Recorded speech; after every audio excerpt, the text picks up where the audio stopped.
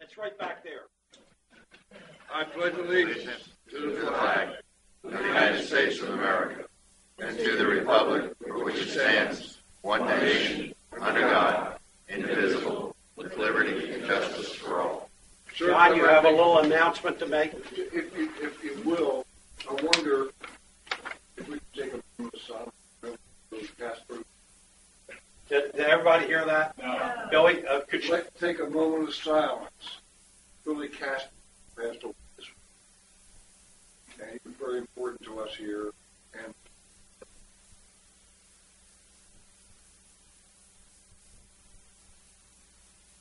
thank you. Amen.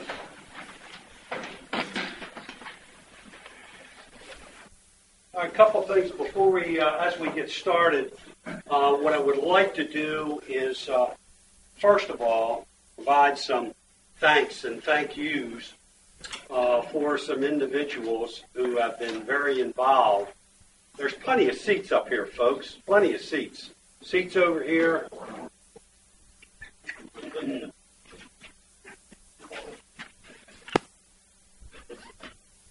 Plenty of seats.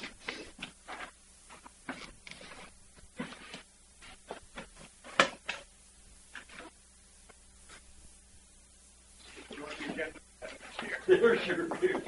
Did you make more? He gets a special chair. $750 for this chair. Get over here. Unbudgeted. Hemorrhoids, folks, hemorrhoids. I'm sorry, I couldn't help it. In the form of a thank you, I'd like to thank each and every one of you for showing up today to show an interest in your OPA, in the golf course in particular, and to the many participants that are going to be involved in this presentation. Also, I'd like to thank Tom Terry, who has worked diligently and sincerely from the very beginning of this process. Jeff Nepper, who was involved at the start of this process, and followed by Ron Oleski, who picked up Ron, John, is it Oleski? Olszewski? Is it Olszewski? Olszewski. It's easy to say. All you got to do is pronounce it. Ron Olszewski, who picked up the banner and brought some very good ideas from the golfing perspective, and we really appreciate that. Somebody fell. Look.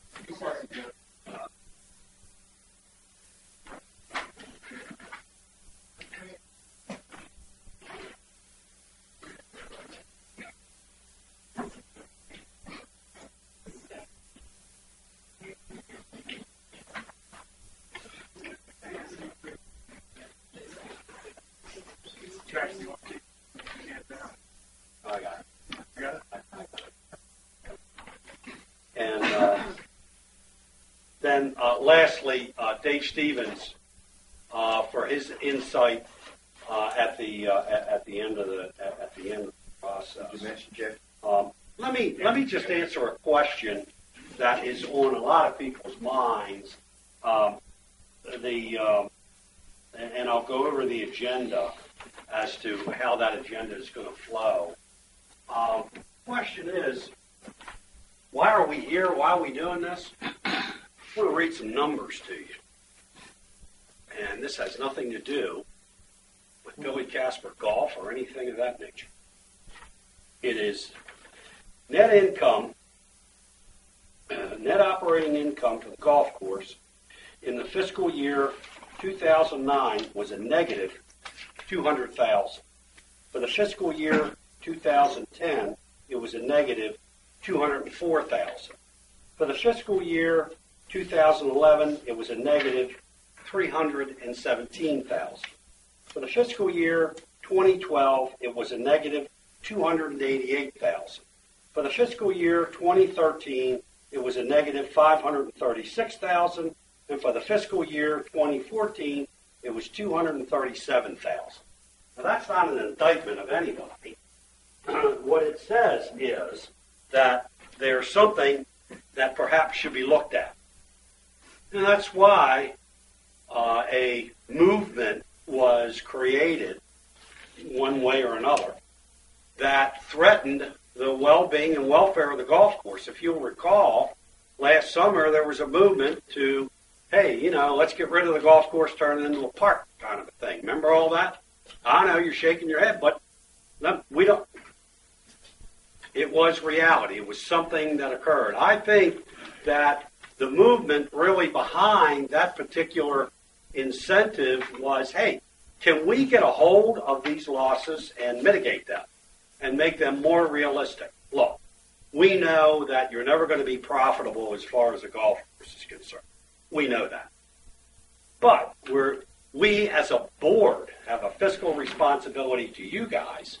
So what we did is a committee was developed to look at various options as to how we might be able to address this challenge. And out of that committee came a request for proposal to manage our course. And Billy Casper was included. During that process, 10 parties expressed interest in doing something with the golf course. When it came to submitting an actual proposal, we got down to 5. Through the efforts of the committee and the board of directors, we winnowed it down to 3. These are the 3 entities that you will be listening to today. These are the best of the best. So, this is designed to benefit the Ocean Pines Association as a whole, the golfers in particular, and anybody that's interested in the well-being of OPA. And that's all this is about. It's that simple. The way this is going to work is that the I have more of them. Okay. So if anybody would, Pat, you do have, how many you got? Whatever you gave me, I think around 5, 30. Okay. There's 25 or 30 copies of this agenda. If anyone would like a copy, anybody want a copy? Yeah, send it around. Okay, I'll send it. Okay. After introduction, 9:15, Billy Casper will be making a presentation for 45 minutes. After that 45-minute presentation, there'll be a Q and an A. Now, we're not looking for broad statements or any interested questions that you may have to benefit the group as a whole. So, ask away. That's why they're here. And the groups that I've talked to, including Billy Casper, invite your questions. They want to get that feedback in the form of questions and respond. So please, feel free to ask your question. Following that will be Landscapes Unlimited, supposedly at 10:45. Now, if it squeezes down and they're available, what we're going to do is we'll move it ahead. We'll move it forward. They, again, will make a presentation for approximately a half an hour, and then, 45 minutes, and then Q&A for a half an hour. Then 12:15, unless we can squeeze it down, Bob Haley and Mike Marshall will make a presentation of their particular proposal. Any questions in that regard? Okay. We sent out a group of questions to each of the participants, the final 3 participants, and they run something like this. The golf business is under a lot of stress. What strategies have you used in order to offset that stress and show gains, show profitability, show ways to meet that challenge? Secondly, it takes a lot of money to run a golf course. How can you operate a golf course without sacrificing its condition? Thirdly, given the unique nature of Ocean Pines, what is the right combination of play? Members, package, outside play. I think you should know that. You know? Okay. What level of accountability will you accept for not achieving your objectives? In other words, you're going to give us a budget, you don't make it, you're going to accept any responsibility. Good question. Then each specific entity, such as Billy Casper, Landscapes, and Haley and Marshall, we asked them specifically, Billy Casper, should you be held accountable? And these folks, by the way, answer these questions. Should you be held accountable if you don't meet your own budget? Demonstrate your commitment to the 2016 budget. Given the option to create a new contract, what would you like to see in the contract to benefit you as well as the members of OPA? And they answered. They did a good job in answering. I would suggest, and I don't think there'd be any objection from the board, that we put those answers up on our website so that you folks can review the Q&A, the questions, and their answers. Keep it open. Okay? As far as Landscapes is concerned, there was a question as to their presentation of their pro forma, and would they agree to sharpen it up? As far as Haley Marshall is concerned, it was, are you offering a lease or a management proposal? It turns out to be a management proposal. It's not a lease. How would you structure a fee-driven contract? All management offers had 3-year terms. You're offering 7. Are you amenable to a compromise? And if revised, will management and administrative fee be included in your performance and pro forma? So they were the questions that were asked. And if you don't hear the answers during the presentation to those kinds of questions, maybe you should ask it. Because they're good questions. They really are. They're solid questions. And I got to say that all the participants involved honestly answered questions to the best of their ability. Dave, did you want to say something? Yeah, just one thing. I wasn't on the board when all this started, and it was Tom and Jeff and Jack. They did a lot of, particularly Jack.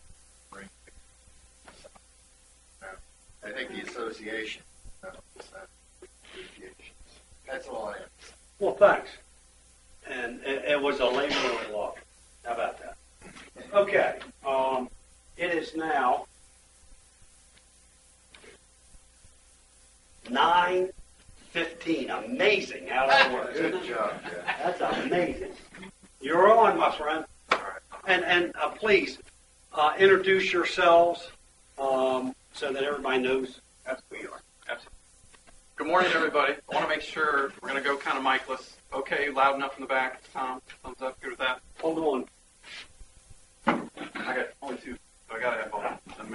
I think we'll be okay. I think we'll be okay without the mic. Well, the problem is they're trying to stream, and the audio won't get picked up. We can hear it. It's fine. Here. Is that right? The audio will get picked up? Yeah, I checked it. Okay, all right. So we're good. First of all, thank you for having us. Obviously, we feel fairly at home here because we're the ones currently in the saddle with the partnership at Ocean Pines. My name is Joel Goldman. I'm the Senior Vice President of Billy Casper Golf. I oversee all of the Mid-Atlantic and the Northeast for the company, which is a few more than a handful of clubs. With me today, some of the faces you'll recognize very well. Obviously, John Melanowski, our GM here at Ocean Pines. Rusty McClendon, our superintendent here at Ocean Pines. Michael Seneca, who's our regional manager and reports to me. Office is in Maryland, but a couple hours away. And then Dan Evers, who is our regional director of agronomy. As we go through some of the slides today, kind of tie those guys together on where their support helps and where they kind of fall into the process in our partnership with Ocean Pines. So we're going to go through about 35 slides. Try to Jack's point earlier, try to already answer a number of the questions that we've been posed, and also provide some data over the last few years of our management, some of the successes, some of the challenges and things throughout, and then obviously open for questions at the end of the session. So agenda for today from our standpoint, we're going to kind of reintroduce Billy Casper. When we first started here, a lot of things have changed over the last 5 years with the group on the ground here and as well within our company. So we want to explain that a little bit. We're going to talk a little bit about the product that we all get to enjoy here, the golf course, and the progress we've made there since we've been here. We're going to talk about existing revenue highlights that have happened in 2015 after, we'll say, that entire product renovation and review process that we've gone through. And then we're going to talk about the actual fiscal numbers that we're living in today. We're 9 months and 14 days into fiscal 15. So we have updates exactly on where we stand after January, what those numbers look like, as well as what we predict will happen in the next 90 days, the next 3 months, and where we'll end up at the end of fiscal 15, which I think are some numbers that we didn't share earlier. So we'll highlight those numbers, and then also highlight the fact of how great we feel the relationship has been so far, working with Bob, working with the board, and just working with members and membership here at Ocean Pines. So thank you very much. I'm sorry I don't know your name for the recognition of Mr. Casper. Very tough week in the office, as you can imagine. A lot more than just our namesake. I know a lot of you have had a chance to meet Mr. Casper. I think he's made 2 appearances here at Ocean Pines in the last 4 or 5 years. And I know his history before that is much more. I think at one point, maybe he still does, he owns the course record, 3 or 6, something like that. So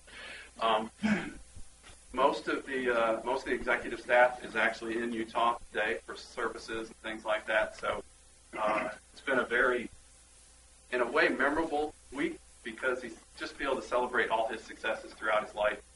Very proud man, very humble man, and I think we're all humbled to know that we had a chance to meet him and spend some time. So Billy Casper in general, our company, largest privately held golf course management company in the world. So we don't answer to money on Wall Street. It's basically owned by 2 gentlemen. They owned it when we had 1 club, and they've been the same 2 that have been involved through our existence today. We operate a little bit over 150 clubs across the country. That's 28 states, so not quite all of them. We got about half to go get something in, but 28 states, and a number of them are either municipalities or associations like Ocean Pines. So very familiar in this environment. Over 5,000 employees total. So a pretty big group of people that we all oversee, but each club is dealt with uniquely, has their own unique set of employees. So not everybody is a BCG employee. Everybody here is an Ocean Pines employee. And I think that's the right way to go to keep everything relative to the clubs. We do over 4.5 million rounds as a company. Our numbers here are 27,000 last year. We're going to exceed that this year. But that's so small portion, but yet a portion of the whole. And what's really cool about that is we are able to contact 1.8 unique golfers. So in our huge database of Billy Casper Golf, 1.8 million people are playing those 4.5 million rounds. So it kind of makes sense that everybody's playing, on average, a couple rounds. We have a lot of members that play hundreds or 100. We have a lot of people that just play one or two times a year. So, real brief look at where we are our larger pockets of courses are, you can tell our offices are in Northern Virginia. So, 3 hours away from Ocean Pines. But most of our golf courses are on eastern seaboard, southeast, kind of a spattering across the west. Like I said, our regional or our corporate offices are in Vienna, and that's where I office, and Dan and I both live in Virginia to commute out. I want to talk a little bit about what differentiates BCG from either some of the presentations you'll see today or just any other management companies that are out there. We really think it's the people and the resources. We really think the people that are here today, the people that support us out of the office, make a difference and separate us from some of the support that you receive from other companies. We also have a very robust marketing group that supplies not only strategies but data and information to the clubs to make unique decisions about revenue, to make unique decisions about programming and how we keep the involvement of our memberships and our public play. And then also just proven systems and economies of scale. One of the things we'll talk about a little bit today is some of our national programs and some of the systems, whether it's training of employees, whether it's expense type management, whether it's revenue generation, all the systems that we use throughout our clubs, trying to take best practices and put them in place at every club. So again, to reiterate on the regional team, operations really falls on Mr. Seneca and I to help oversee, as well as obviously John on the ground. We have an agronomy team that includes obviously the superintendents at all the clubs, plus a regional director of agronomy that helps in sometimes in fire drills, urgent situations where something doesn't look quite right. They have a resource that can be there basically in 2 to 3 hours and help assess the situation. And also it's just a good sounding board for best practices, what's going on. In some cases, if you have a piece of equipment that's down, we have one a couple hours away at another club. We can bring it to Ocean Pines. It's an aerification issue or something, or a sprayer that needs to go out that day. Those resources are really close, and Dan really helps communicate throughout the network that way. The marketing and analytics team, we have a regional director of marketing who really has the same role as Dan. She helps with all the programming, all the marketing throughout the clubs. Her oversight is about 20 clubs, so she helps with she helps do some training. She helps do some strategizing with the GMs all throughout her market. But the real support from marketing comes in-house. So we have our own ad agency. We have our own group of, we call them market associates, that work through all of the design. So there's nothing outside of BCG that we don't support at the club level. And all that is, all that is part of the fees. There's no charging for anything like that. Accounting is a little bit different here. Obviously, we work very closely with Art, but we also provide all of the financial statements that come out. So anything from billing to payroll to those types of things all come through the office as well. And then corporate support, which is kind of one thing that we don't talk about too often, but it's all those small things that maybe nobody likes to tackle or may take, I'll call it a resident expert to feel comfortable about. So it's IT. It's like setting this stuff up today. Or it could be support on your POS station when it's not working. So all that comes from our office. Human resources is a big one, whether it's recognizing how well we're doing or helping in a situation where there needs to be coaching or disciplinary action. We have people to call to help in all those situations and talk John or Rusty through how to best handle it from a liability standpoint. Be careful there. We talked about accounting. We also have a resource that helps with retail and with F&B.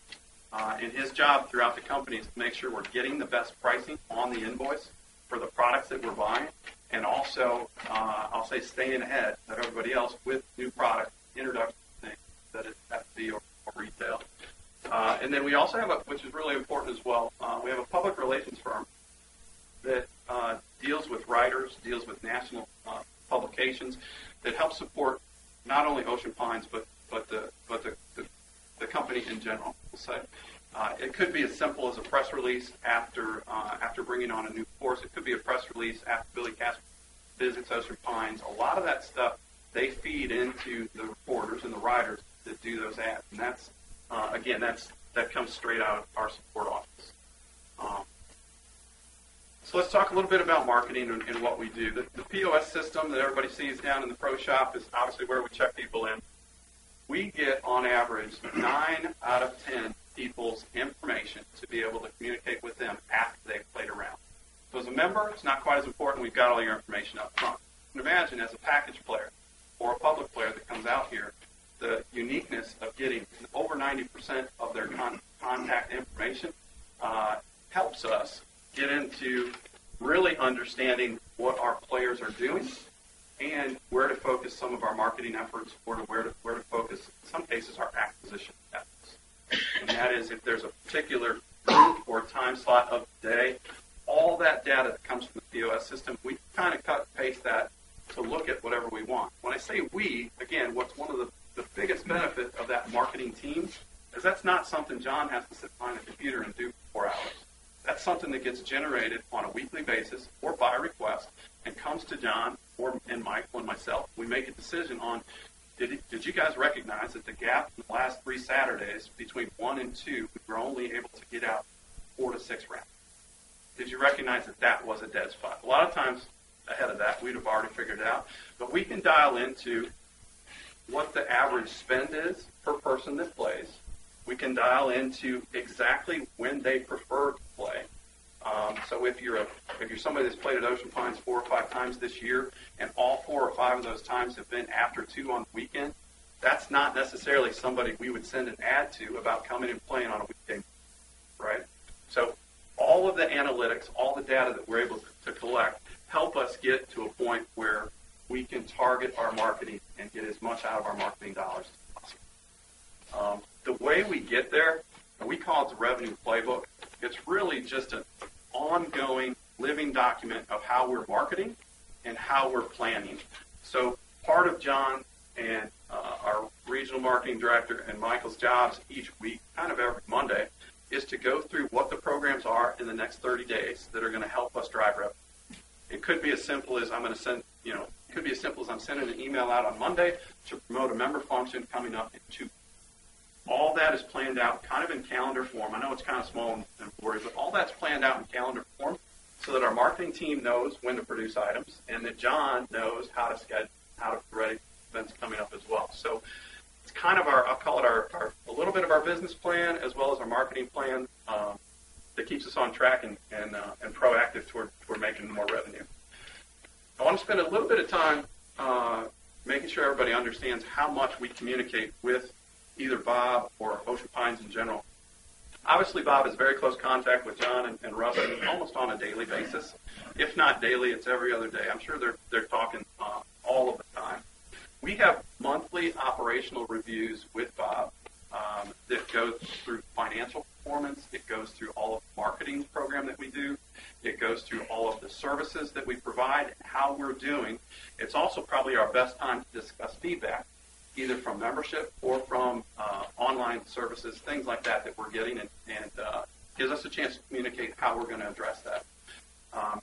We also do monthly facility visits, meaning that either Mike or myself are on property, just work directly with John and or Rusty on what's going on that time of year. Sometimes in the spring we'll make a visit to see how the aerification, if it's an agronomy. Sometimes in the winter we're here a lot working on budgets and we're here a lot working on marketing revenue plan.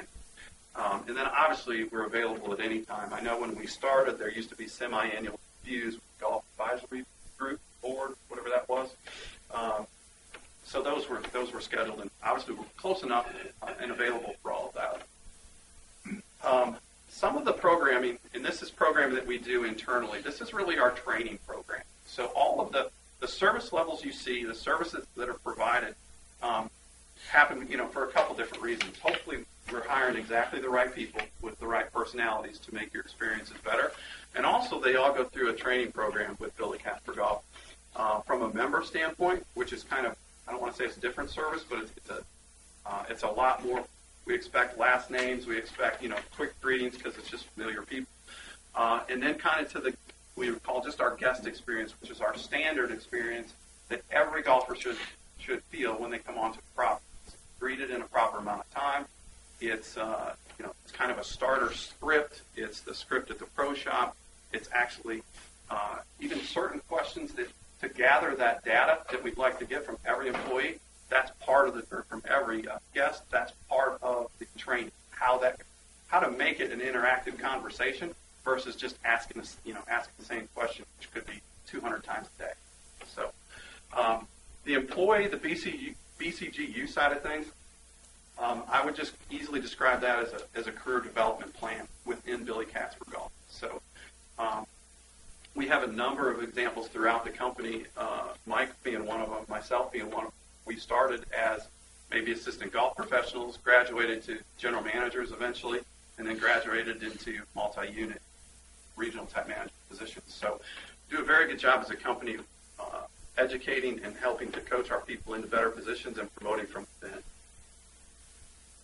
Not only do we do a lot of training on our service levels with our employees, we also measure it, and I think that's pretty unique to the industry. I don't know if there's any other management companies in the United States that actually employ a secret shopper, outside agency, third-party group, come in, random basis at any time, and go through a checklist of about 65 items on how well we did that day.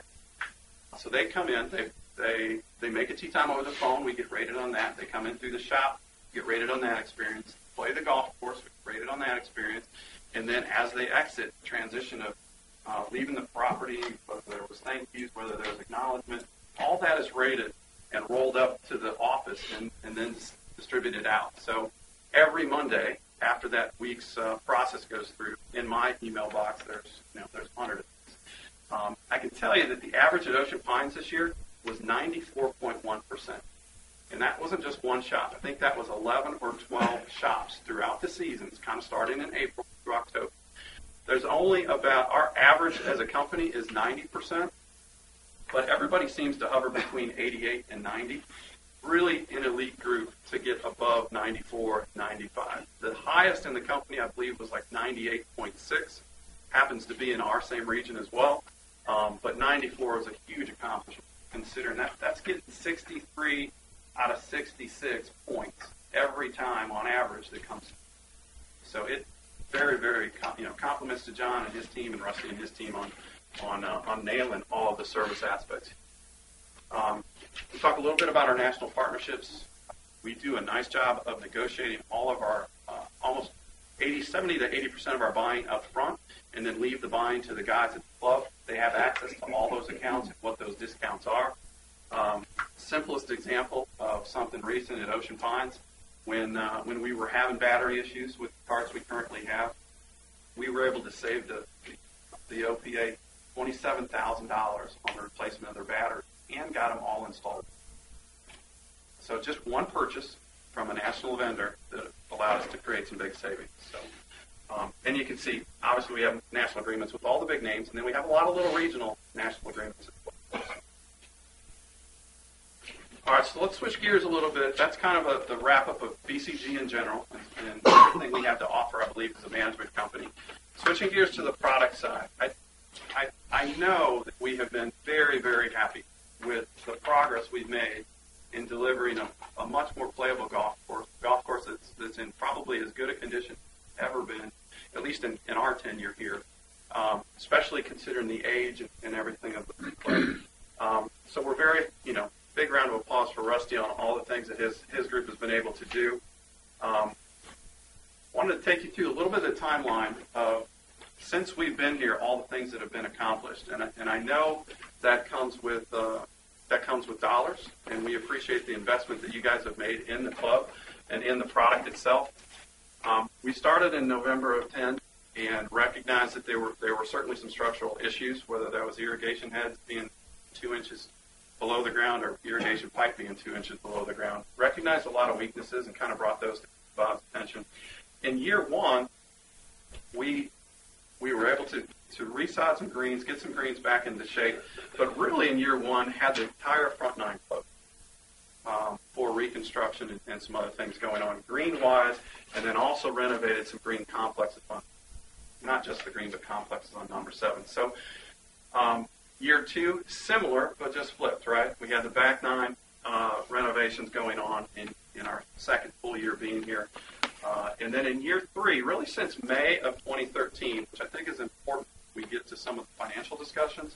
In May of 13 was the first time we could present a product in a golf course that was 100% open, and we're able to put out a consistent product for the guests to experience more than one time per row. You can imagine the interruptions and so forth of play and phone calls of what do you have open today? Are you even open today? Those types of calls really for almost the first 2.5 years. So, but I don't think anybody would argue the product we have today well worth the spend and sets us up for some big success going forward. The rest of kind of agronomy, I want to make sure, again, that we point to the facts of maximizing your investment. Some of the dollars spent, certainly into the hundreds of thousands, but the product that came out of that and the work that went into putting it there, we're very proud of how we managed those dollars and how it was put together at the end, the outcome. Overall, even outside of that investment, some of the practices that Rusty has put in place and have been consistently in place now for 4 years are the reasons your turf conditions overall have improved so much. Some of the stuff that wasn't being done before, whether it was aerification, top dressing, verticutting, all of those items, now being on a regular schedule has got us what we have today. Important to understand as well that from tees and fairways, we talked about all the drainage that was done in advance. These practices are making all of that root zone, everything that allows the grass to grow in the stressful times. I think everybody in here can say they can probably manage their yard pretty well through April, May, and maybe the first part of June. But when it gets really, really hot, it all depends on how well your root system is set up and what you've done in advance of that. So proud of where we've gotten the overall coverage there. Obviously want to highlight the green surfaces. There is no doubt the biggest compliment we've gotten in the last year or 16 months has been, wow. It's just a wow on how solid the greens are, how well they roll, how consistent they are throughout. So it's a huge selling point for us over the last year. And again, maximizing the dollars in national accounts. If it doesn't relate to, if it's not completely relative to expense savings in national accounts, sometimes the national accounts allow us to get more for our dollars. So it's not that we're saying on every invoice we're saving 7% and it's going straight to the bottom line. It's kind of like you might get 7% more for the same dollars. So instead of Rusty worrying about whether he can buy, 3 bags of or 3 jugs of chemicals, he can get 4 for the same price. So he's got a lot more flexibility on how he plans and the frequency that he can put out a lot of the preventative stuff that keeps the course the way it is. All right. So agronomy side, very excited about where we've gotten to. It's been a long process to get there, but very excited where we've gotten. Revenue highlights. We're going to talk just for a minute about the resident and general public play. It's been a very good highlight for the last 12 months. The member and resident participation, which we can show is up as well. And then kind of the 2 main factors on the public side are certainly package play and a third-party company called GolfNow. We introduced 2013, but really have seen the more of the impact in 2014. So public rounds in general, one of the questions earlier was kind of the optimal mix of rounds. This doesn't show that. This does show the growth and where those rounds came from. So this is specific numbers pertaining to this year's performance. May of 14 through November of 14, we've increased public rounds by 4,800, almost 4,900 rounds. 15% of that came from within the gates, within Ocean Pines. 56% of that came in package play, and we'll show that as a big highlight. And then third party could really say GolfNow. Gotten that other groups outside through the marketing programming that we've done. A lot of the credit goes here to kind of the bullet points that we have. Community programming and local offers, I think, has increased resident play. We have very strong relationships with packagers that have taken 3 or 4 years we've been here to establish. Just the daily monitoring and all the data that we collect, the marketing analytics that we work through, make us more nimble in opening tee times and having them available for either member or public play. And then just more frequent targeted emails, which is really the day of print ads and things like that is kind of going by the wayside. We have also, I think one of the keys from a Billy Casper standpoint in our involvement, we have been able to market outside of Ocean City and Ocean Pines and drive some rounds here from other parts of Maryland or other parts of Virginia. And this is just some examples of some of those clubs, whether it's Eisenhower, Compass, Deep Dive, Redgate, all being in there. The membership resident play, we have currently about 222 members. That, over our history, has been a very flat number. It's gone anywhere from probably 195 to 235, somewhere in that range. Obviously, we introduced the lifetime member piece of that, so that's kind of impacted the dues line itself a little bit. But in the industry right now, membership being flat wins. There's a number of clubs, member clubs, that can't say that their membership has stayed net zero. Most of them are in the negative section. So with the mix that we're looking for, I think that's probably a nice number. It gives enough support to the club on a local basis, and it still allows for plenty of tee times to be had by the members. The OP residence number at 2,120. Earlier we talked about the unique players that have played the club. We've had 2,120 different golfers come from the residents within Ocean Pines in the last 2 years. So that's a lot better penetration than we've had in the past. We've had a number of people take advantage and try the club, again, sometimes for the first time, and then there's a number of people there that probably played it. We've done a nice job, I think, either through membership surveys or just comment cards throughout the membership. I know they're available all throughout the clubhouse, and in some cases in email communications out to the members. We've tried to take all that feedback, and I hope you'd say the same thing, and make things better. We are open to feedback. We're open to any communication at any time, whether that's straight to John and Rusty or whether that's to my level. But we've tried to make as many options available to give that feedback as we can. All right, so more on the public side of things, we have package rounds this year. Just so from a 2013 standpoint, we did about 1,700, a little over 1,700 package rounds. In 2014, we've already done almost 4,500 package rounds, to the tune of moving from $118,000 to $230,000. I will say we've kind of thrown our 2015 forecast up there, which is a 10% or 15% increase over prior year. We're a little bit concerned about this number based on kind of the entire process that we've been going through the last 90 to 120 days, because the uncertainty within the community and the uncertainty within the market is definitely there. And I think we've received calls and so forth asking a lot of questions, which we still think that number is attainable, but yet it's not as attainable throughout the through. John, did you? Yeah. One of the things I do in the wintertime, a lot of the members know that, I travel all these golf shows. That's where I've had working relationships with PAC for really 12 years. I know them personally, friendly, eat dinners with them and talk with them. And one of the biggest concerns now it's not is the golf course going to be open. They all know there's going to be a golf course here. But really it comes down to what kind of service level they are.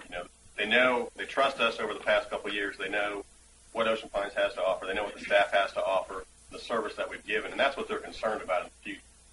However, on a separate note, we fielded more phone calls in the past 3 or 4 weeks asking if we were even going to be open for play in the spring, which is something kind of odd. Usually it's when can we get there, what kind of tee times. Just in the past few weeks we've had, are you even going to be open? So it's concerning, actually. But obviously the numbers kind of speak for themselves on the package play. Huge pickup over prior years, and that's all about the consistency. That's all about the product and the service that these guys that we've been able to provide. Same thing from a feedback standpoint. We get feedback from every package group that plays, whether that's on pricing, the food and beverage, pace of play, all those items. Take that, and we try to make it better.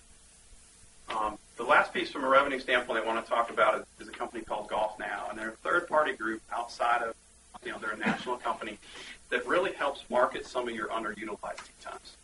And the underutilized tee times that we identify, we're able to supply to them as inventory. So it's not like they have access to your tee sheet and they're selling. Anybody could sell the 8 o'clock tee time on Saturday, right? That wouldn't be too hard. These are tee times that we've identified haven't been sold in weeks. I don't want to say any revenue is good revenue, but give them a kind of a basement price. They're able to go out and market it that way. Very, very popular in Northern Virginia, very, very popular in bigger markets. It's never really got into the Ocean City market. Maybe that's because it's so protected by package play and those shoulder seasons and nobody wants to give up any inventory. But what we found is with our national relationship, it really exploded in 2014. We went from doing 230 rounds to 16, almost 1,700 rounds, going from $13,000 to almost $65,000, or a little bit over $65,000. So in 1 year, we flipped something that was, barely a flicker into something that was burning pretty well. So excited to see that growth. And if you look at the chart of where the growth came, you can tell we kind of had it out there because this is an online channel. We kind of had it out there early, but you can tell where all the growth really came from. Really, really hard, I think, to sell golf tee times in July and August because of all the beach stuff going on. A lot of people come into Ocean City not to play golf in those months, whereas in the shoulder months is when you get all the package plays. So we're really excited about what these numbers could look like if we get reasonable weather in March, April, May of 2015. We really didn't get, even though we made $50-some thousand before, we didn't get the real impact for an entire year. So we're excited about where that gets to. The feedback from GolfNow in each of these categories, you've heard me talk about us getting feedback, trying to make it better. The reviews from GolfNow have gone from, and some of this is product related, some of this is service related. We used to be an average of 3.4 on a scale of 5. I don't think anybody would brag about being at 3.4 on a scale of 5. When you get above 4 and you compare that to the market and what the other people are doing in this market as well, that again, similar to that secret shopper score, gets us into a pretty elite group being over 4.0. And that is all. When you're done playing your round of golf with GolfNow, they send you an email saying thank you and try to solicit again. They ask for feedback. So not everybody gives feedback. You can imagine the people that give feedback were probably very, very happy, or they weren't very happy. So to average in that 4 point something, again, puts us in a very good spot. Let's talk about a few numbers. We got 4 or 5 slides of numbers because those are we left the good, the best for last. To say. Jack earlier mentioned some of the overall numbers of net income for the OPA. We're not up here to disguise any of that. We can talk to that all day if you'd like to. If we relate these numbers back to the agronomy story of when things are going on and how things played out from a net income standpoint, you can see our toughest years were the years where the course itself was 100% disturbed. And as a customer, I don't know if you'd be really, I don't know if you had a lot of confidence in making your way out to Ocean Pines to play around in golf. Because what you played the week before might be a complete different 9. It might have been a different route. It was just really, really inconsistent. And you can tell, I think, since 2014, when things start to fall back into place, that we start driving that number back down. Our forecast for 2015. And again, these would be real numbers through January. So 9 months of real numbers plus 3 months of forecasted numbers. Our rounds estimate is somewhere in or around $34,000. We expect the revenue to get to over 1.4 and bring our net income into a loss of about $88,000. There's a lot of things that can still impact that. We need at least average weather in March and April. We haven't had that, to my knowledge, in like 3 years probably. So we're not asking for exceptional. We just take average. Average would be great. But we feel those numbers are very realistic. We'll talk a little more specifically about them, and I'll give you some more detail on why I think those numbers are realistic. But did also want to highlight the growth year over year. Even if this number comes in at 110,000, that's still probably, that's 100,000 better than Ocean Pines has seen in my history or maybe the last 10, 15 years. So either way, we think that result would be outstanding. And again, year-over-year growth of almost $450,000 in the last 2 years. Again, pretty exciting numbers for us to talk about. All right, so specific to revenue. Again, this is kind of our forecast for revenue in general. We're going to be at a little over 1.1 this year. The budget was 1.238, so we're acknowledging that we're probably not going to make that revenue budget unless something extraordinary happens. But again, showing the revenue growth already, and again, this is May 1st through January 1st. This isn't the next 3 months of anything else. We've shown a revenue increase in those 9 months of $180,000. Those are just the facts. From an NOI standpoint, the story is even a little bit better. This isn't forecast. I think I might have misspoke earlier. This isn't forecast. This is real. This is May numbers through January numbers. We're showing a loss of $43,000. The budget is a loss of 12, right? So we're $30,000 off that. We're, again, acknowledging that.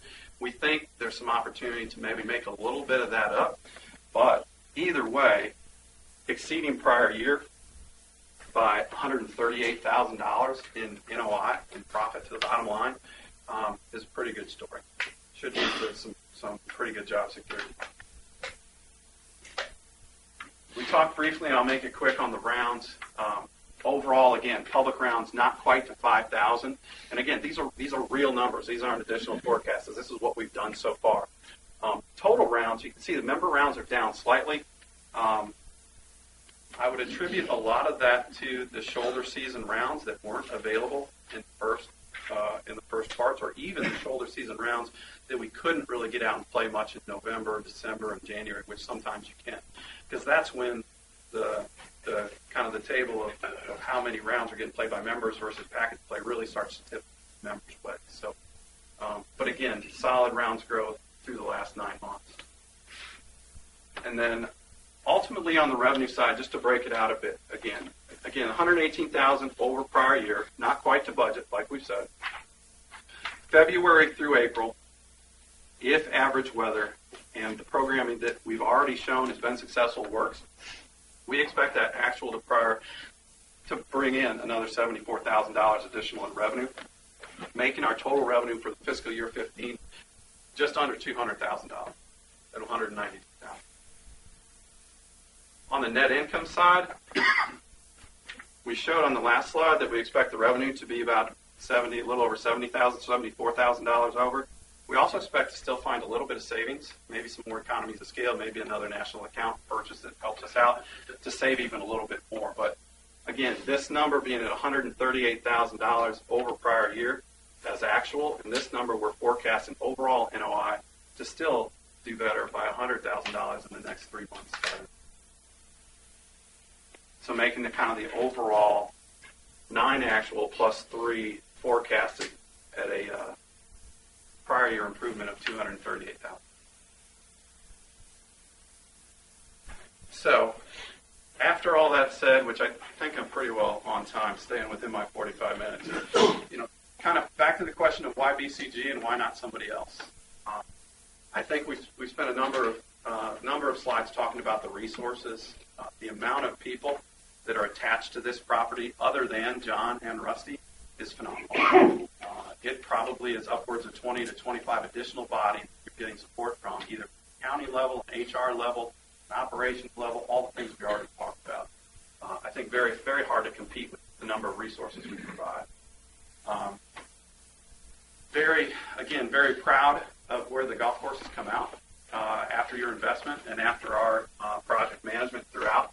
So to be able to take advantage of all that work over the last few years to get it to where it's at, I think is certainly a feather in our cap and a YBCG.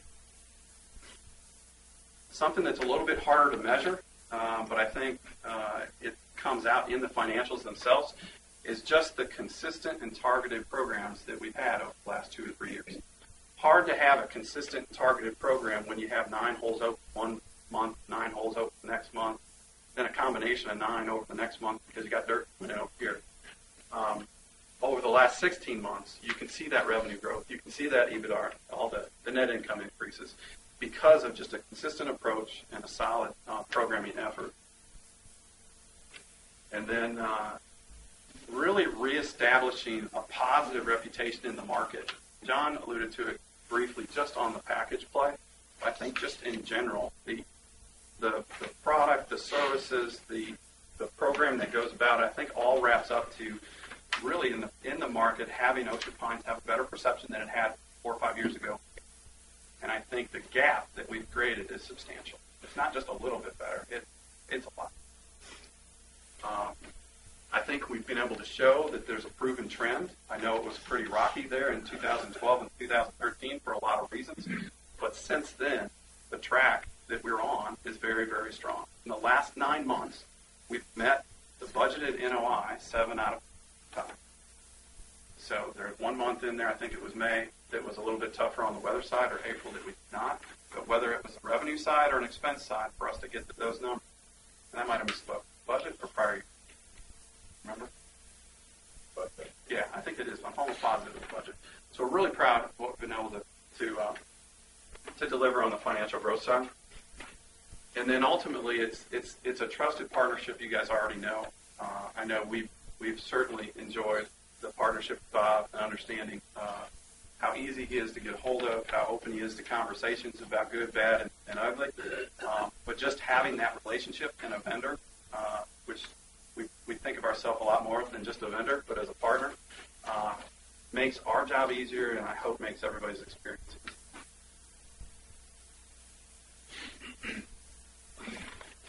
At that point, I guess I kind of rest my case. Questions? Yes.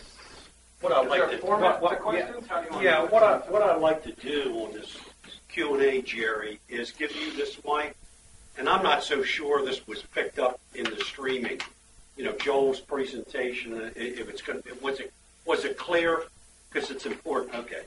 So I'd like to ask you to speak into the mic and then pass it around to the next person, Jerry. Is that okay? No. Okay. Thank you. My question is, are any bonuses paid any of your divisions through the course of the last 5 years? Bonuses over and above what they're paying. Are there bonuses paid to our department heads, GM, superintendents based on any criteria? So to affect our bottom line. All of our bonus structures at the GM level, department head level, are based on goals to budget and profitability. So the answer to your question would be, unfortunately.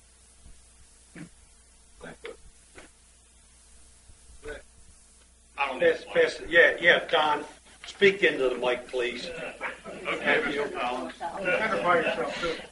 My name is Don McMullen. Has there been any discussion with Ocean Pines Association in reference to drainage over the next 3+ years?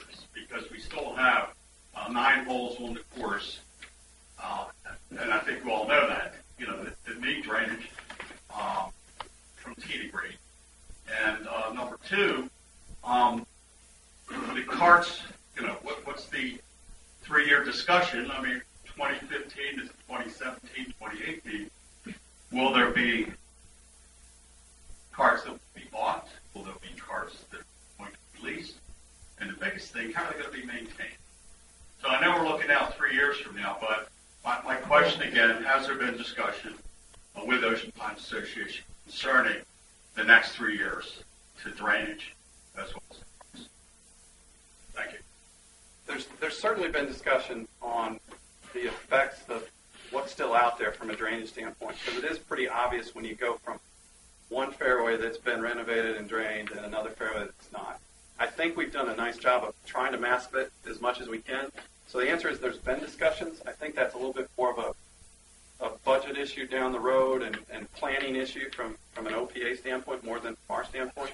If you're asking my opinion, eventually that will have to occur just because of the life expectancy of what's in the ground and making things better. But from a financial trend, it may be, I don't know if that happens next year or we push that out, but I would leave that as kind of a board decision. In regards to the carts, I think we made a very good decision last year, or at the beginning of last year, to extend the life of the fleet we have. Not only financially, but the actual cosmetics of the carts were very good. Eventually, they have a life expectancy as well, and it does probably fall within the extension of another 3 years. We would get bids from all golf cart providers, so Yamaha, Club Car, E-Z-Go. We present those in every fashion possible, which is really what we did before we decided, well, let's just try to buy it better. So we'll provide proposals from a lease option as well as a purchase option, and what those dollars look like, and depending on cash and things like that, we'll make a decision there, and we'll provide all that data for to help make that decision. The maintenance of them kind of falls into Rusty's category. We have a routine maintenance, a preventative maintenance that goes on with all the golf carts on a regular basis. It's logged on a weekly and monthly basis. And we, randomly, the biggest thing with an electric fleet is testing batteries and keeping water levels. So those are all part of daily procedures that go on in our check throughout the ground site. Thank you. Question? Quick question. My name is Rich Dalton. You brought us all the way up to fiscal year 2015. What is 2016 and beyond going to look like? Have you projected that? We have started that process initially in 2016 with a proposed budget. So that budget, I think, was submitted 60 days ago, 45 days ago at least. We expect the trend to continue. Kind of like we said, I think in the first half of the year, still didn't have reasonable weather. It was pretty crappy. I think that's a little bit of an upside. I think the growth of package play will continue to happen as well. I know the growth in GolfNow will continue to happen. And just the additional increase in resident play, the additional, maybe we can still pick up a few members, additional cart fees, all of those things. I know our initial budget, I believe, was taking it from what we're forecasting at negative 88 down to maybe a negative 16. So maybe another $70,000 worth of growth right now that we would budget for in fiscal 2016. I won't say that that budget's not still fairly aggressive, because we would, if we had the same weather in 2016 that we have in 2015, I would expect still better results. We need a little help from Mother Nature. It would be nice. We can't close down early in November, kind of like we had to this year. We've got to have some dry weather for spring that we all deserve, at least some warm, dry weather. Question. Yes, my name is Mike Taylor. I just have a question. Financially, advantage, disadvantage, or no advantage to maybe closing the golf course in January and February?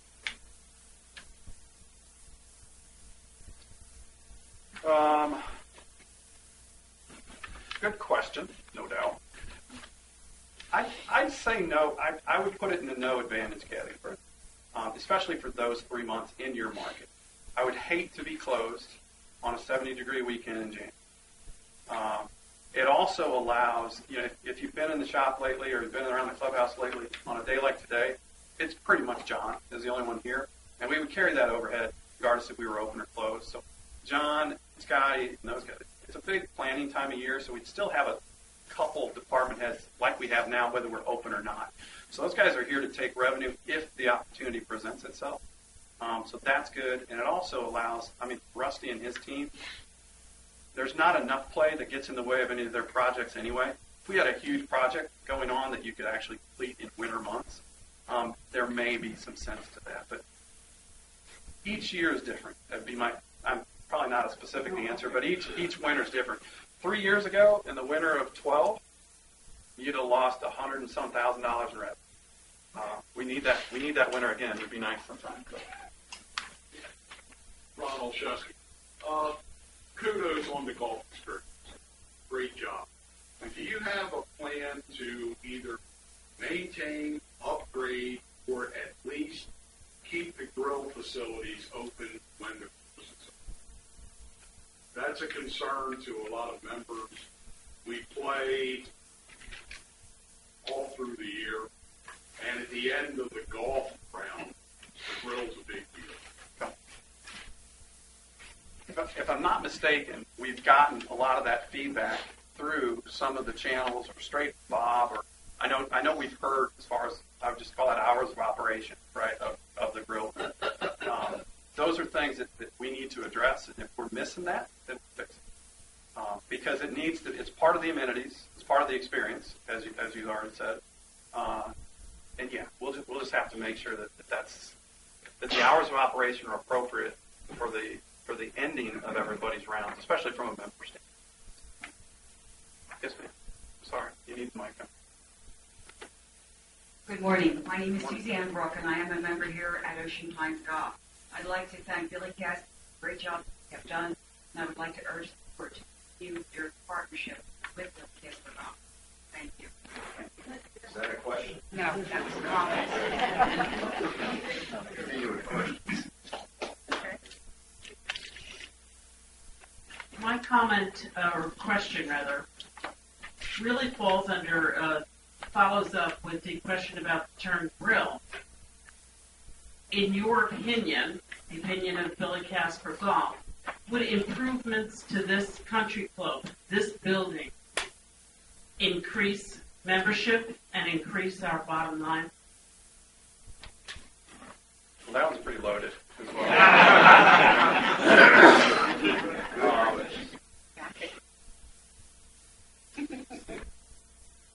opinion would be if we improve, let's just talk turn grill in general.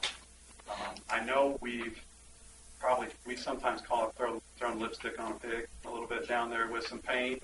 Maybe the seats are a little more comfortable. We've cleaned up a lot there. If that was expanded a little bit into something that even looked more like I'll just say a real pub or a bar than kind of a bar with, table, doesn't have that real attractive feel to come in that you have to go there after you're around every time. Still nice to go there, right? The beer's cold, food, so that's all good. The investment, we have to do some math, right? Because it'll all be about the return on investment, which is what you're asking. I would be very nervous in the age of this building of putting a lot of money into more than just one section. To renovate this entire upstairs, especially because of the yacht club, because of the things you have already in the community, I'd want to understand what the dollars look like to be able to renovate this building. Sometimes our experience would tell us when you start renovating something of this age, you find out bigger and more problems that lead to more dollars, and then your original math doesn't work. I do think that as much as we can keep the amenities polished up would certainly increase our membership. I think if we had a building that had a grow room sat 50 to 60 people, and it was, I'm sure, very similar to other clubs around here, would that increase our membership? Probably a little bit. But it's not as big a component, not only in our opinion, but what we see at other clubs. It's not near as big a component as your service levels that you receive and how friendly you feel, how friendly you're taken care of, and the golf product. But there would be a social aspect, right, that we really aren't able to compete with in our current state. That would happen. Yep. I think Jack Levering over here. Just a quick question before I pass it. Yep. Your incentives for a 9-hole rates. So you're looking into incentives for the Oceanside resident hasn't played golf as much, but if you had a nice incentive for a 9-hole introduction course, one that you have here, I think it would do a lot for organization. Right now, I don't think that's going on. Do you have any possibilities of doing that? I think we've tried to do a lot in the latter part of the days, meaning like at twilight time, and we've had a lot more, I'll say, introductory type rates at lesser demand times. But we still know there's times during the week that there's plenty of times available. So that's something that we can take that feedback and we can look at it throughout the tee sheets and so forth and see if it can make sense. I agree with you. I can tell you that the industry as a whole is concerned about the length of time it takes to play. And people don't have the commitment of 5 hours or 6 hours in a day if you're, by the time you get there, by the time you play, by the time you have a beer before you go home. That commitment away from family or away from your spouse or whatever is hard to come by anymore. So it is tending to make those 9-hole options more attractive and just more marketing toward that, because that's what people have time for. Maybe it's a 2-hour day or a 2-hour round that you really have time for. So those are all part of the package. Absolutely. Agree. One right behind it. Here, sorry. Yeah, about you say there's about 200 members, and you say there's about 2,000 plus residents that played. Now you guys with your marketing, this is to all the groups. Casper.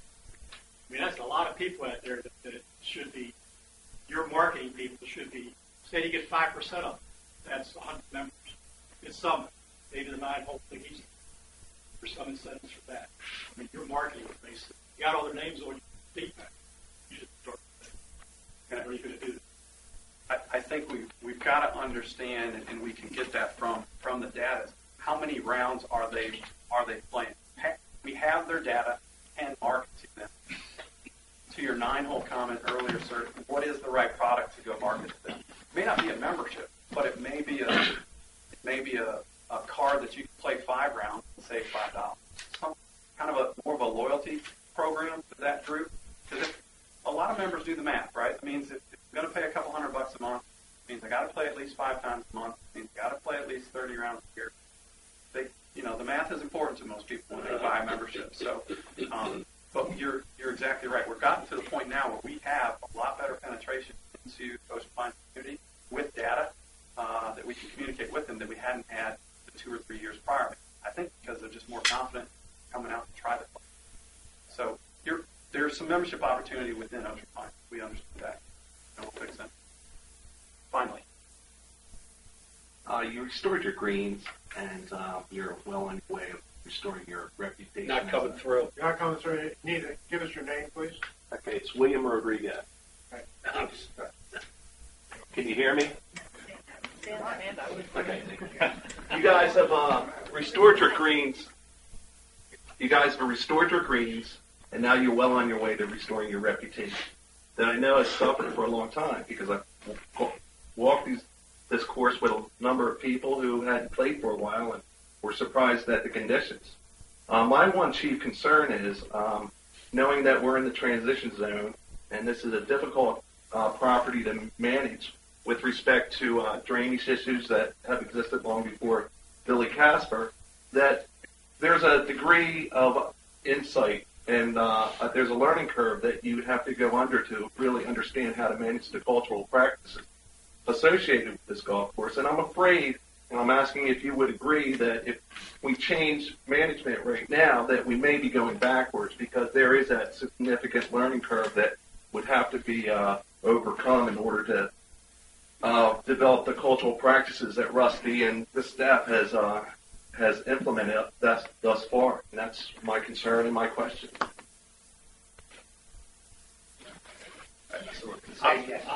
In all fairness to you, Joel, I would hope that you remain for the other presentation, because that's an excellent question of the other respondents. But you're welcome to respond to that, Joel. No. But I would hope you would stay for their presentation. Yeah, there's no doubt there's a learning curve. I will giving credit to Rusty, the records that he has and things like that he's established over the last 4 or 5 years, compared to what we came into, would probably make the learning curve a little slight. But it's still, you don't know all the nooks and crannies that Rusty does until you've been here for as long, 4 or 5 years. You still find new stuff every time you drive around, and that gap would be substantial. I agree. I got a question. I don't need a mic. My name is Walt Lishek. I've been a member for about. Can't hear you. My name is Walt Lishek. You guys understand the job. Well, one of my questions is, all the data you have, is it proprietary? Is it yours? No, the email information, all that data is proprietary to the club, not to BCG. Okay. So if Ocean Pines decides to make a change, you have all the database. Be a mistake. You have will that go to the new people? No, the database would stay. The processes on how to communicate with people, all that is proprietary. So all of our internal stuff is proprietary. With the names and numbers, that's all you. All right, thanks. So, my name's Charlie Deal. I work for you guys. I'm a resident. Are there any other avenues or opportunities that haven't been discussed where you could bring more revenue to this?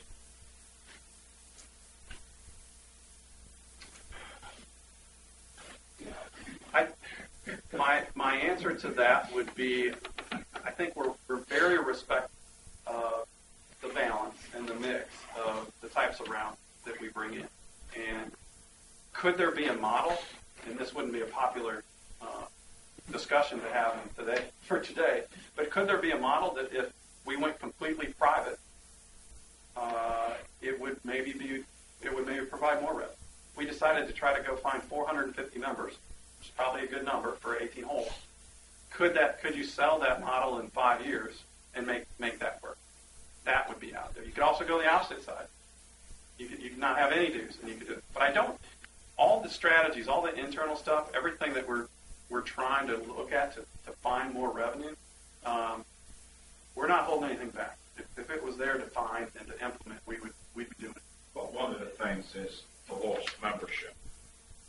I do not have a number of how many were members before all the work was done to the greens. Maybe somebody else could give me a number. But there were lost memberships. No, and I think we recognized that earlier in a question as well. Is there is there opportunity for us to go find more members? Absolutely. And as that trust and so forth continues to develop, hopefully over the next 3 years, I think we will see that membership number grow up. I can tell you as an industry, though, overall, no matter what part of the country you are, membership is down unless you're in an elite club where, money doesn't matter, and you probably have been the third generation in. Time is an issue because people just don't have time to play 100 rounds anymore. As the generations move through, that new group of, call it Generation X, or even the group right above that, Y, golf is a little less, it's just not quite as popular as it used to be. Anyway, it's not Ocean City.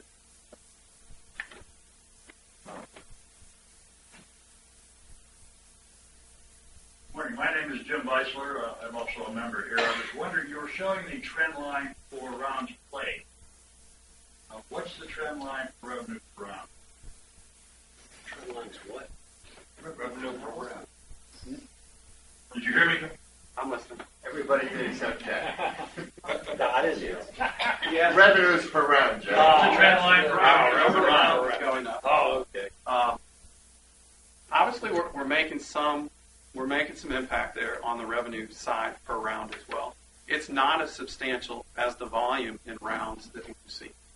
So, couldn't quote you a specific what we would call an APR, average per round number, but it's at least stayed steady, or we wouldn't be able to show the revenue growth associated with those call it 5,000 rounds we've done so far. And again, that's not a trend. Those are 5,000 rounds we've already put in the door in 2015 to make, I think it was $113,000 for.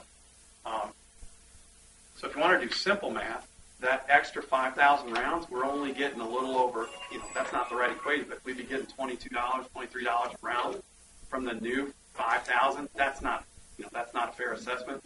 We're probably getting a few less from a package play side, but we know package play is probably some of our highest priced items.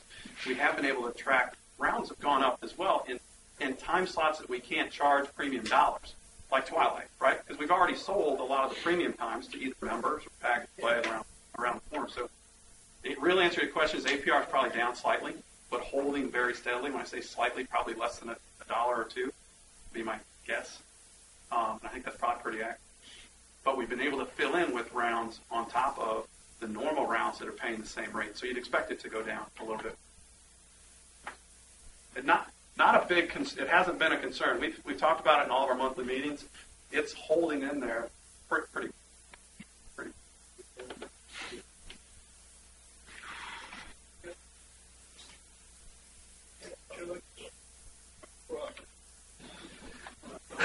Jerry Fennell again. I remember when I came here 16 years ago, first thing I wanted to see before I bought, well, I wanted to see the golf. It's very important to me, and I was taken out here. And my real estate agent hooked me up with somebody to play around before I ever bought it. Maybe there's some way that we can reach out to these real estate people who do business here. Maybe give them some incentive to show people the golf course. We allow them one round. For interested to buy one round to take a look at. Maybe a way of getting more people to join. I had a new person come into my neighborhood, introduced himself to me, and said, "It's a golf. Where are you playing golf?" "Well, playing Deer Run." "Well, they're great people. Right. Who wants to Deer Run?" Well, he doesn't know. He didn't know what it was like being a front of this golf. Something, and then we could foster. Yeah. Do a little incentive to these real estate people. Great. Yeah, you were. Since that wasn't a question, you don't have to answer it. And too many people already know my name, as been said a few times. Where do you live? At 25 4th Court on the 4th hole with the best view in the world, which I will go to court to make sure that doesn't come apart. Anyway, that wasn't my. I'll do my best to inform this into questions. I've also been here 16 years. We're 600 members at that time, but the dues were so low that, and a number of us also do our own shopping surveys. I make it a point every time I see in the grill a number of golfers that are clearly outsiders of A, thanking them for playing our course, B, asking them how they liked it, and C, where they came from. I was amazed at the number this past summer of outsiders, and this will be a question that I won't ask the individual next presenters, but I'd like them to answer it. How can you possibly match what we've seen this year? I've seen people from as far as Pittsburgh, as far south as South Carolina, as far north as Vermont, and above all, 24 people a couple of months ago came down from Montreal. We've never had anything like that before, so I would like the others to talk about how they can match that. And this is kind of a question to the board. Are you aware that drainage is not just for the golf course? When I was on the OPA board... The answer is yes. Yes. We're very aware of it. Yes, we're very aware. Do you have any idea how many homes benefit? Yes, we know that. 1,500 homes, not just golf. Yeah, we're very aware of that. Thank you. Very good. Very aware. So, I'm saying that because you got expense to come up. Yeah.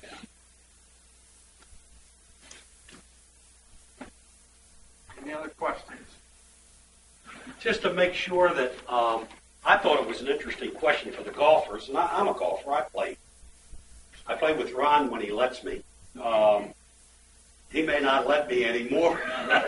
Anyway, this question, just to make sure that everybody understands the mix of membership play and outside play, package play, etc., how you see the course. And I'm going to ask each and every presenter the same question, how they see the mix of play in the on the course. All right, so the questions that went out, the question that was asked, let me repeat again. Given the unique nature of Ocean Pines community, what do you believe is the right combination between member play, resident play, package play, and outside play? Kind of the same things, and why? So we showed on the rounds earlier. It wasn't quite broken out in all those public areas, but I could talk to that. About 40% of our rounds are member rounds. So that's a pretty good mix. That's right where we want to be. The point we tried to make in our response to this question is that unfortunately only 20% of the revenue of the club comes from membership dues. So when you look at the balance of rounds needed, if we're just talking rounds, and we talk about how many more members we can have, that's open discussion. It's your club, right? We can provide strategies and equations to show you exactly the economics behind those decisions. But my assumption would be is if we get much more than 40 to 50% member rounds, our opportunity to ever get close to break even kind of gets less and less and less. So I would say our mix right now is as good as we can get it with what we have to offer. A balance between being fiscally responsible, but being close to breaking even, and providing the golf and membership experience to as many community members and members of the club as we can. If we're talking rounds in general, then I guess I would put it at 40% members. We probably need, obviously, 60% public. The 60% of that is probably, it's only 5,000 package rounds, so it's maybe a third of that 60%, 25% package rounds, and then the other percentage would come from all of our programming generation about like third party. Thank you, sir. Yes, sir. Sorry, Dave. Joel, just to be clear on that, just from the member standpoint, my name's Ernie Stiles, been here 10 years, just so that management does understand that we as members do, even if we have some growth, understand, you got to be careful with that 40-60. When it comes the time of the year, you have an opportunity to bring in packages. I certainly, and I'm speaking for myself, but I believe a lot of the members are very aware they can't play at that time. That's okay. We're okay with that. We can get some growth in our membership, try to create a nice club feeling. We want to strongly do that. And I want to tell you that I've had it mentioned from other people who play membership at other golf courses. When they come here for some of our events, they indicate that, look, I can't believe how, like, every one of you know each other. You pick on each other, you bust each other. They don't have that. We have an opportunity to go over here almost any time we want to be able to pick up a round of golf just about anywhere. So we are okay, just understanding, so you know, that if we grow a little bit, we're accepting the fact that sometimes we won't be able to play. And we've played other courses when you have packages. We're willing to accept that as part of our trade-off. And I hope from our standpoint, I know John has tried to do it a number of times, but we can help with some of those relationships next door to get you a tee time when, we'll say, we're making the cash on that Saturday to help us fiscally be responsible. So I guess I'm saying it's not really just all about us. We don't understand. We say this. We talk about group club. Understood. We want to work with club. Thank you. That's awesome. Dave, did you have a question? Yeah, I'm Dave Stevens. Just a curiosity question. You've been here for now five years, and you've already described your relationship with the general manager of this being very good. Do you feel, as a management company, that you have been in any way constrained by either board policy or not policy, board budgeting, anything like that? Have you felt that you've had free hand to manage the club as best you could? Yeah, I could take that a lot of different directions. Well, I mean, give an honest answer, because I think board members are really curious about that. They want to know, and I don't know that. I think the relationship and the communication we've had with Bob has been very strong. We share feedback honestly. We share feedback candidly, and we share feedback on a very regular basis. The only, and we kind of alluded to it a little bit earlier, the only real challenge that we've had as a management company in this environment is being here and helping you guys project manage through a number of the projects that have gone on. So, but I think as we're coming out the other side of this and things are looking a lot more sunny on this side, that was all worth it. That's all been worth it. It was, you can imagine it being as focused as we are on marketing in those 2 years where all the deficits were as tough as they were. What marketing program can you put out to the public, or even to try to find a new member, other than betting on what's coming, to get them out there and play golf when the product is inconsistent or under construction?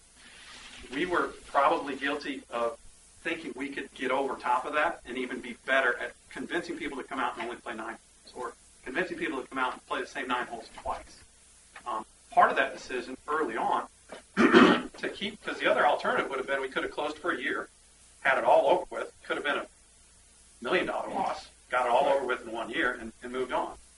We didn't want to do that because of most of the people in this room. We still wanted to provide at least somewhat of an amenity so you guys could go out and wreck it.